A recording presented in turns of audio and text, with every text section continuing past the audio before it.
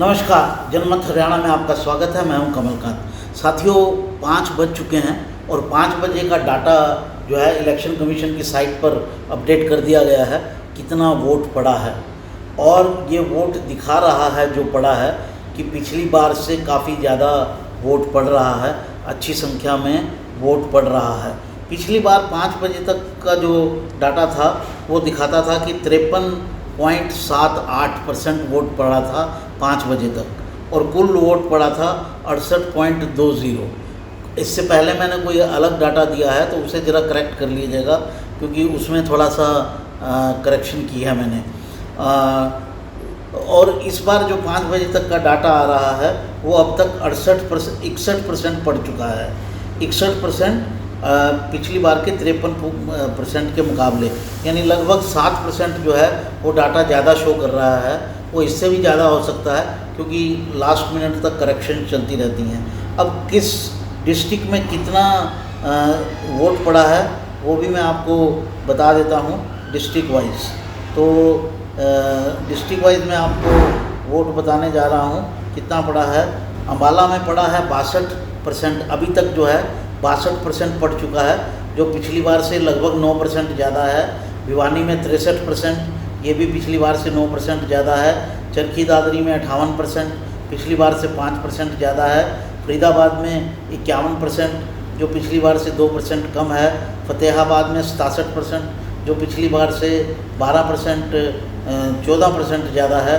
गुड़गांव में 50%, पिछली बार से 3% कम है। ये ओवरऑल डिस्ट्रिक्ट वाइज ऊपर नीचे हो सकते हैं। हो सकता है पिछली बार गुड़गांव में भी कम रहा हो इस समय में, लेकिन मैं आपको टोटल बता रहा हूँ। हिसार में 64%, झज्जर में 60%, जींद में 66%, कैथल में 62%, करनाल में 60%, कुरुक्षेत्र में 65%, महेंद्रगढ़ में 65%, मेवात में 68%, पलवल में 67%, पंचकुला में 54%, पंचकुला में काफ़ी कम है।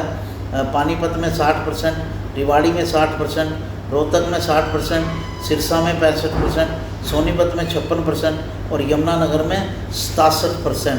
तो सबसे ज़्यादा जो वोट पड़ा है वो यमुनानगर में दिख रहा है। यमुनानगर से ज़्यादा मेवात में है, मेवात में 68% है और उसके बाद जो है वो यमुनानगर में है 67.93%। तो लोगों में इस बार काफ़ी उत्साह दिख रहा है और काफ़ी बड़ी संख्या में, अच्छी संख्या में लोग वोट डाल रहे हैं। मैं कोशिश करता हूं कि जिलेवार भी आपको ये संख्या दूं, तो मैं जिलेवार कोशिश करके आपको बताता हूं। अब इसके बाद आखिरी जो है वो फाइनल लिस्ट आएगी 7 बजे और वो थोड़ी देर में अपडेट होती रहेगी, क्योंकि 7 बजे फाइनल एक बार लिस्ट दी जाती है इलेक्शन कमीशन के द्वारा, वहाँ पता चलेगा। लेकिन ये निश्चित रूप से तय है कि पिछली बार जो वोट पड़ा था 68% जो वोट पड़ा था उससे कहीं ज़्यादा वोट होने वाला है। पिछली बार 5 बजे में और 7 बजे में करीब 15% वोट बढ़ा था।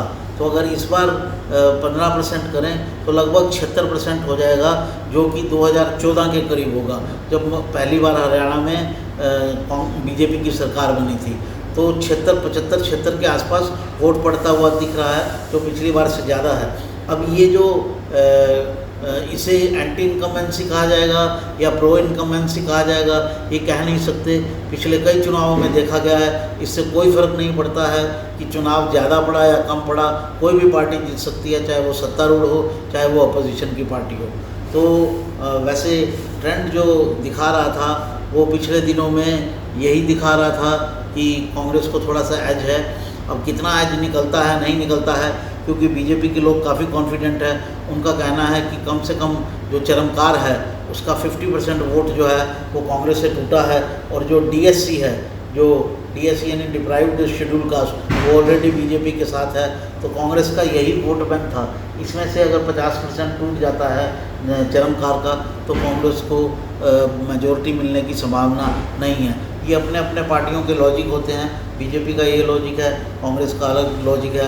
कांग्रेस का कहना है कि एंटी इनकम्बेंसी ज़ोर से काम कर रहा है, इसलिए ये वोट जो डला है वो भी ये दिखाता है कि एंटी इनकम्बेंसी होगा। लेकिन मैं आपको बता दूं, बहुत सारे ऐसे चुनाव हुए हैं जहां बिल्कुल कोई फ़र्क नहीं पड़ता है। मैंने दिन में भी बताया था कि किसको कम वोट पड़ा, किसको ज़्यादा वोट पड़ा या बराबर का वोट पड़ा, जीत कोई भी सकता है। तो इस शो में इतना ही।